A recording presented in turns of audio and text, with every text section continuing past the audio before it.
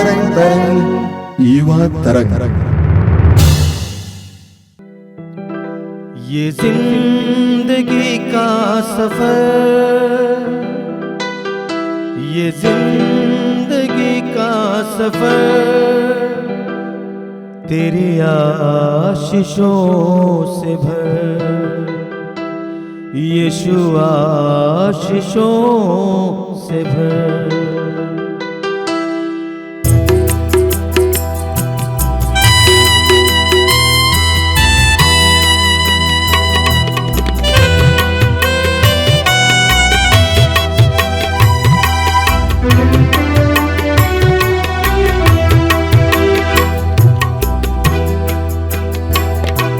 ये जिंदगी का सफर, ये जिंदगी का सफर तेरी आशीषों से भर, तेरी आशीषों से भर।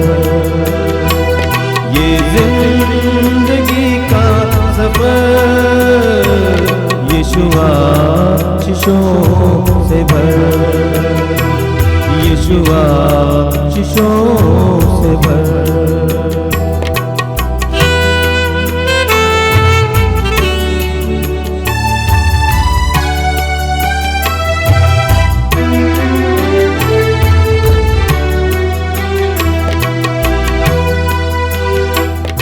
मेरे मन को तू खुशियाँ दे,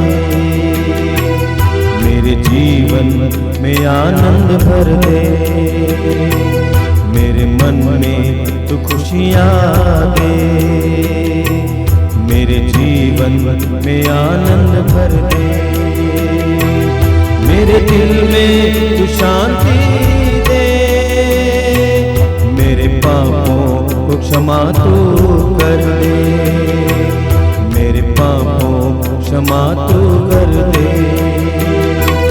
ये जिंदगी का सफर, ये जिंदगी का सफर तेरी आशीषों से भर, यीशु आशीषों से भर। सभी युवा भाई बहनों को मेरा जयसु। हमें प्रभु ईश्वर ने एक और वर्ष दिया है जीने के लिए। हम एक नए वर्ष में प्रवेश किए हैं। धन्यवाद देंगे पिछले वर्ष के लिए, धन्यवाद देंगे सारी अच्छाइयों के लिए, सारी विफलताओं के लिए, सारी सफलताओं के लिए, दुखों के लिए, सुखों के लिए। और हम सभी इस वर्ष में एक नए सिरे से सकारात्मक ढंग से प्रवेश करेंगे। मैं आपसे अनुरोध करूंगा कि ये विश्वास करें कि आने वाला वर्ष आपके लिए एक सुंदर वर्ष होगा। ये संपूर्ण वर्ष आपके लिए प्रभु के अनुग्रह का वर्ष होगा। मैंने देखा कि कई युवक युवतियां अपने मन में चिंता करते हैं, ये शक रखते हैं कि मैं सफल होऊंगा कि नहीं होऊंगा। इस बात को हटाइए, अपने मन में सकारात्मकता लाइए। ये विश्वास कीजिए कि ईश्वर के लिए कुछ भी असंभव नहीं है। माता मरियम से स्वर्गदूत ने कहा कि ईश्वर के लिए कुछ भी असंभव नहीं है, सब कुछ बदल सकता है। इसलिए पूरे वर्ष में सकारात्मकता बनाए रखना है।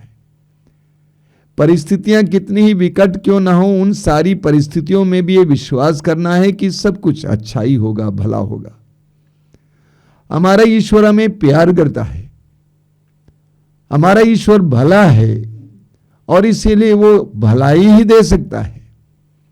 हालांकि हमें दिखता है कि बुराई है या दिखता है कि दुख है, वो भलाई में परिणत करने में वो समर्थ है। हमारी बनाई हुई टेढ़ी लकीरों को वो सीधा करने में समर्थ है। रोमियों के पत्र के अध्याय 8 में उसके वाक्य 28 में लिखा हुआ है, जो ईश्वर से प्यार करता है उसके लिए सब कुछ भलाई में परिवर्तित होता है। इसीलिए मैं आप सबसे अनुरोध करूंगा कि आप इस बात का ख्याल करें इस साल अपने मन में सकारात्मकता लाएं, पॉजिटिविटी लाएं, नकारात्मकता को हटाइए। हमेशा ये सोचना होगा होगा होगा। अपने विश्वास को बुलंद रखिए। हम इस संसार में रहते हुए अधिकतर संसार की चीजों के बारे में ही सोचते हैं, सांसारिक संपत्ति के बारे में, सांसारिक चीजों के बारे में। लेकिन हमें अपने सिर को ऊपर उठाने की आवश्यकता है। यह संसार मिटने वाला है, संसार की चीजें मिटने वाली हैं, संसार के लोग मिटने वाले हैं। आप और हम अनंत जीवन के लिए बुलाए गए हैं। ध्यानपूर्वक वचन सुनिए, ग्रहण कीजिए। प्रिय युवा साथियों, सभी को जय यीशु। आइए हम प्रभु का वचन सुनेंगे। कलसियों के पत्र अध्याय 3 वचन संख्या 1 से लेकर 4 तक, जहां प्रभु का वचन कहता है, आप ऊपर की चीजें खोजते रहें। यदि आप लोग यीशु मसीह के साथ जी उठे हैं, जो ईश्वर के दाहिने विराजमान है, तो ऊपर की चीजों की खोज करते रहें।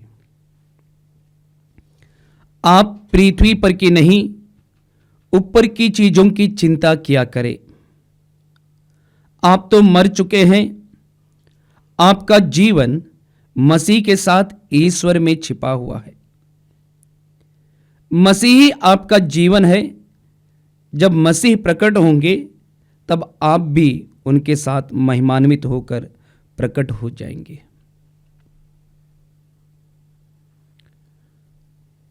प्रभु यीशु ख्रिस्त में प्रिय युवा साथियों, अभी भी हम लोगों ने 25 दिसंबर को प्रभु यीशु का जन्मदिन बड़ी धूमधाम से मनाया है। और करीब करीब हम लोग 2023 जो वर्ष है, उसकी समाप्ति की ओर जा रहे हैं। ऐसे माहौल में हमें क्या करना चाहिए, हमें किन चीज़ों की खोज करना चाहिए, ये पवित्र वचन हमें बताता है। अक्सर इस धरती पर मनुष्य क्या खोजता है? इस बदलती हुए परिवेश में जब दुनिया हर एक इंसान को दुनियाई चीजों की ओर आकर्षित करती है, विशेष रूप से युवक युवतियों को दुनियाई चीजें अपनी ओर आकर्षित करती है, ऐसी परिस्थितियों में एक युवा होने के नाते हम कौन सी चीज की खोज करते रहते हैं? अक्सर एक युवा हर पल खुशी की, आनंद प्राप्त करने की खोज में लगा रहता है। यह तो सच्चाई ही है। चाहे वह अपने दोस्तों के साथ खुशी पाना चाहता है, चाहे वह अश्लीलता की बातों पर खुशी पाना चाहता है, चाहे युवक मोबाइल पर कई चीजों को देखकर वह खुशी पाना चाहता है। लेकिन एक विश्वासी होने के नाते प्रभु का वचन हमें कौन सी चीज की खोज करते रहना चाहिए, इसके बारे में पवित्र वचन हमें बताता है। हम कलसियों के पत्र अध्याय 3 वचन 1 में हम पढ़ते हैं, जहां प्रभु का वचन कहता है कि आप ऊपर की चीजें खोजते रहें। ये ऊपर की चीजें है क्या? ये ऊपर की चीजें हैं स्वर्ग राज्य की चीजें। ये स्वर्ग राज्य की चीजें क्या है? पवित्र बाइबल हमें बताती है। पवित्र बाइबल में हम पढ़ते हैं, सुसमाचार में, विशेष रूप से 4 सुसमाचार में हम पढ़ते हैं, जहां प्रभु का वचन हमें बताता है कि पिता परमेश्वर ने संसार को इतना प्रेम किया कि उसने अपने एकलौते पुत्र को पूरे मानव जाति को पापों से मुक्ति दिलाने के लिए अपने पुत्र को भेजा। यूहन्ना के सुसमाचार अध्याय 3 वचन संख्या 14 और 16 में पढ़ते हैं। ईश्वर ने संसार को इतना प्यार किया कि उसने उसके लिए अपने इकलौते पुत्र को अर्पित कर दिया, जिससे जो उसमें विश्वास करता है उसका सर्वनाश ना हो बल्कि अनंत जीवन प्राप्त हो। प्रिय युवा साथियों, स्वर्ग की चीजें क्या है, यह प्रभु का वचन हमें यही बताता है कि स्वर्ग की चीजें यीशु मसीह है, जिन्होंने स्वर्गीय सिंहासन को छोड़कर, स्वर्ग की गद्दी को छोड़कर मनुष्यों को बचाने के लिए इस धरती पर आया, ताकि हम मनुष्यों को पुनः इस पृथ्वी पर से स्वर्ग राज्य की ओर ले चले। इसलिए प्रभु का वचन हमें स्वर्ग राज्य की ओर खोजने और ऊपर की चीजों की खोजने के लिए हमें निमंत्रण देता है। और प्रभु यीशु ने स्वयं कहा है, यूहन्ना के सुसमाचार में अध्याय 3 वचन हम पढ़ेंगे 13 में, जहां प्रभु यीशु स्वयं कहे हैं, क्या कहे हैं कि मानव पुत्र स्वर्ग से उतरा है, मानव पुत्र स्वर्ग से उतरा है, जो उसमें विश्वास करता है उसका सर्वनाश नहीं होगा बल्कि उससे अनंत जीवन प्राप्त होगा। प्रिय युवा साथियों, यूहन्ना रचित सुसमाचार में हम पढ़ेंगे, यूहन्ना बहुत सुंदर तरीके से स्वर्ग से उतरे हुए प्रभु यीशु के बारे में लिखते हुए कहते हैं कि यीशु संसार के ज्योति हैं, यीशु संसार के ज्योति है और मनुष्यों का अंधकार को दूर करने के लिए आए हैं। इसलिए हम लोगों को भी उस ज्योति की खोज करना चाहिए, उस व्यक्ति की खोज करना चाहिए जो अंधकार को दूर करते हैं। और अंधकार को दूर करने वाले प्रभु यीशु मसीह है, जिसके बारे में हम पढ़ेंगे, यूहन्ना के सुसमाचार में ही पढ़ते हैं, अध्याय 3 वचन संख्या 19 से आगे पढ़ते हैं। प्रभु यीशु स्वर्गीय सिंहासन को छोड़कर इस धरती पर आए, लेकिन लोगों ने उससे अस्वीकार किया। क्यों अस्वीकार किया? क्योंकि लोगों को, जनता को, हम जैसे मनुष्यों को सबसे अधिक पसंद था अंधकार की चीजें पसंद, बुरे कर्म उन्हें पसंद थे। इसलिए वचन में कहा गया है, जो बुराई करता है वह ज्योति से बैर करता है और ज्योति के पास इसलिए नहीं आता कि कहीं उसके कर्म प्रकट ना हो जाए, किंतु जो सत्य पर चलता है वह ज्योति के पास आता है। प्रिय युवा साथियों, हम लोगों को ऊपर की चीजें खोजना चाहिए, और ये ऊपर की चीजें हैं प्रभु यीशु और प्रभु यीशु की शिक्षा। और दूसरी बात है, ऊपर की चीजों को ग्रहण करने के लिए हमें पवित्र आत्मा की बहुत ही जरूरत है।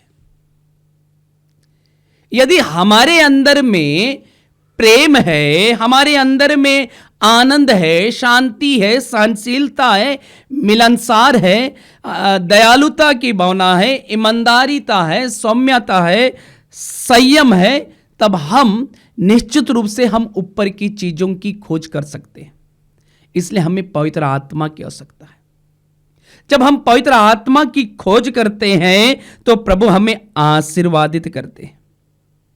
हम पवित्र वचन में पढ़ेंगे, गलातियों के पत्र अध्याय 6 वचन संख्या 7 में पढ़ते हैं, जहां पर प्रभु का वचन हमसे कहता है कि मनुष्य जो बोता है वही लूनता है, मनुष्य जो बोता है वही लूनता है।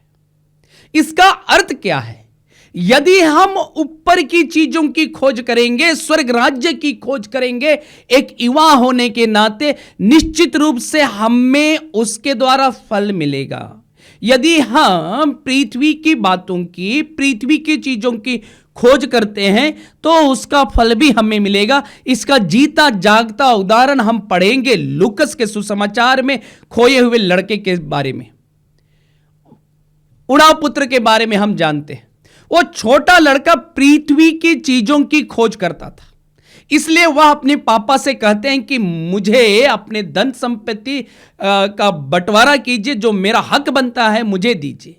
और वो क्या करता है? वह पृथ्वी की चीजों की खोज करने के लिए अपने पिता से अलग हो जाता है। और जब वह अपने पिता से अलग हो जाता है, हम देखते हैं पवित्र बाइबल हमें बताती है कि वह व्यक्ति वह पृथ्वी की चीजों को खोजते खोजते वह खालीपन महसूस करने लगा, वह खोयापन को महसूस करने लगा, वह अधूरापन को महसूस करने लगा। हम यही पाते हैं, वह उसकी हालत ऐसे दयनीय दशा हो गई थी कि वे अपने शरीर को भोजन खिलाने के लिए उनके पास धन नहीं रह गया था, क्योंकि वे पृथ्वी की चीजों की खोज करते थे। प्रिय युवा साथियों, हमें पृथ्वी की नहीं, हमें स्वर्ग राज्य की खोज इस बदलते हुए परिवेश में करना चाहिए, क्योंकि प्रभु यीशु ने स्वयं कहा है, मत्ती के सुसमाचार में हम पढ़ेंगे, बहुत ही सुंदर तरीके से प्रभु यीशु ने कहा है, पृथ्वी पर अपने लिए पूंजी जमा नहीं करो। क्यों पृथ्वी पर अपने लिए पूंजी जमा नहीं करने के लिए कहते हैं प्रभु यीशु? वे इसलिए कहते हैं क्योंकि पृथ्वी पर यदि तुम पूंजी जमा करोगे तो वहां क्या होगा, इसका फल क्या होगा? वहां होगा कि कीड़े खाएंगे, चोर देखता रहेगा कि कब चुराएंगे। इसलिए विश्वासियों को प्रभु यीशु कहते हैं, तुम स्वर्ग राज्य में अपने लिए पूंजी जमा करो, जहां ना तो मूर्छा लगता है, जहां ना कीड़े खाते हैं और ना ही चोर सेंध लगाकर चुराता है। और आगे वचन में कहा भी गया है, जहां तुम्हारी पूंजी है वही तुम्हारा हृदय भी होगा। प्रिय युवा साथियों, इस बदलती हुई परिवेश में हमें स्वर्ग राज्य की खोज करते रहना चाहिए। लेकिन हम कैसे स्वर्ग राज्य की खोज करेंगे? स्वर्ग राज्य की खोज, प्रिय युवा साथियों, हमने फिलहाल में जन्मदिन मनाया है, उस प्रभु यीशु की खोज कीजिए। ओ प्रभु यीशु कहाँ हमें मिलेंगी? वो स्वर्ग राज्य हमें कहाँ मिलेगा? वह स्वर्ग राज्य हमें जहां विनम्रता है वहीं पर मिलेंगी, जहां एक युवक बेसहारों के लिए सहारा बनता है, वहां पर हम ऊपर की चीजों की खोज करते हैं। जहां हम अनाथ बच्चों के लिए सुरक्षा, विधवाओं के लिए सुरक्षा देते हैं, वहां हम स्वर्ग राज्य की खोज करते हैं।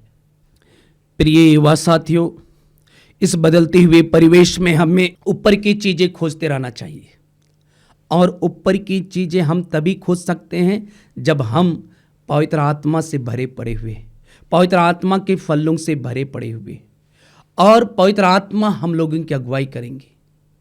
और ऊपर की चीजों को इस वक्त हमें खोजने के लिए विनम्रता को धारण करना होगा। ऊपर की चीजों को ढूंढने के लिए हमें बेसहारों के लिए सहारा बनना पड़ेगा।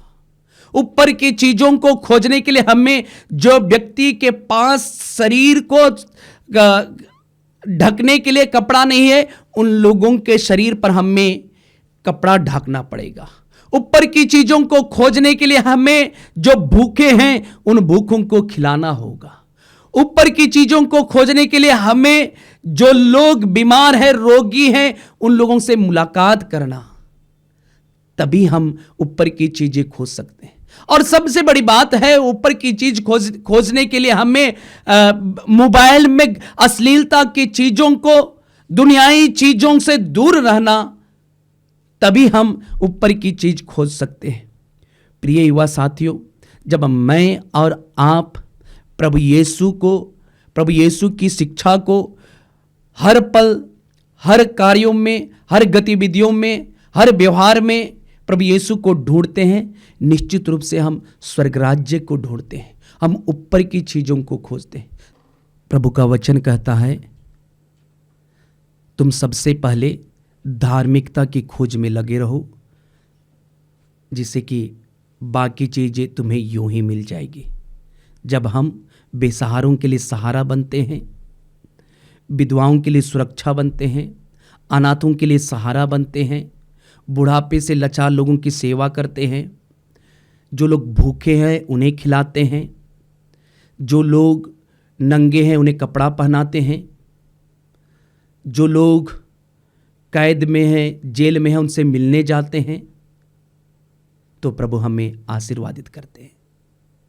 तब हमें स्वर्ग राज्य की चीज़ें हमें यूं ही मिल जाएगी जब हम ऐसी सेवा करते हैं। तो आइए हम प्रार्थना करेंगे कि पिता परमेश्वर, जीवित प्रभु यीशु और पवित्र आत्मा हमारे अंदर में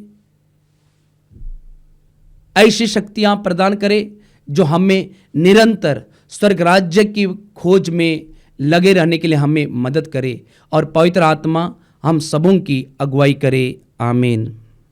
आइए हम प्रार्थना करें। दयालु पिता, इस सुंदर समय के लिए धन्यवाद देता हूं, बीते वर्ष के लिए धन्यवाद देता हूं। दयालु पिता, इस समय प्रार्थना करता हूं अपने इन छोटे भाई बहनों के लिए, इन बेटे बेटियों के लिए।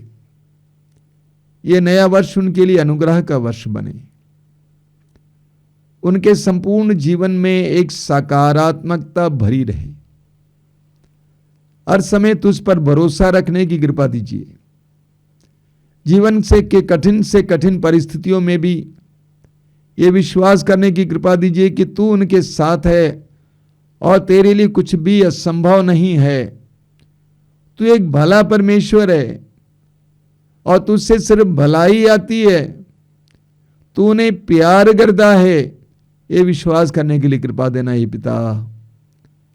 एक एक बेटे बेटी के लिए मैं प्रार्थना करता हूं, ये वर्ष उनके लिए सफलता का वर्ष हो, ये वर्ष उनके लिए आनंद का वर्ष हो, पवित्रता का वर्ष हो, आशीर्वाद का वर्ष हो।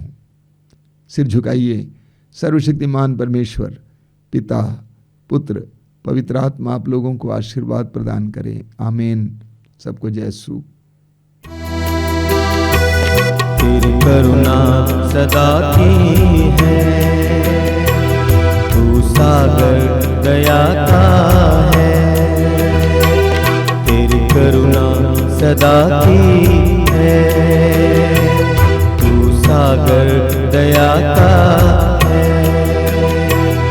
आसमां से तू ऊंचा है, मेरी नजरों में तू ही है, मेरे नजरों में तू ही है।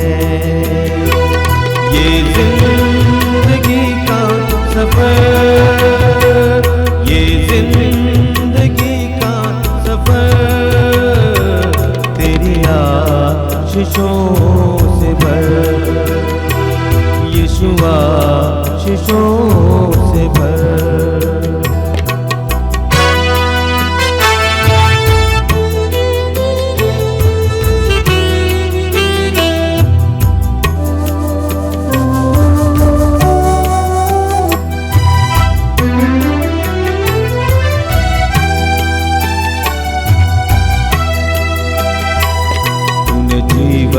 दिया है मुझे, तेरा प्यार दिया है मुझे, तूने जीवन दिया है मुझे, तेरा प्यार दिया है मुझे। तू अपना बना ले मुझे, तू अपना बना ले मुझे, तेरी राहों में ले चल मुझे, तेरी राहों में ले चल मुझे। ये जिंदगी का सफर, ये जिंदगी का सफर, तेरी आशीषों से भर, तेरी आशीषों से भर, यीशु आशीषों से भर, यीशु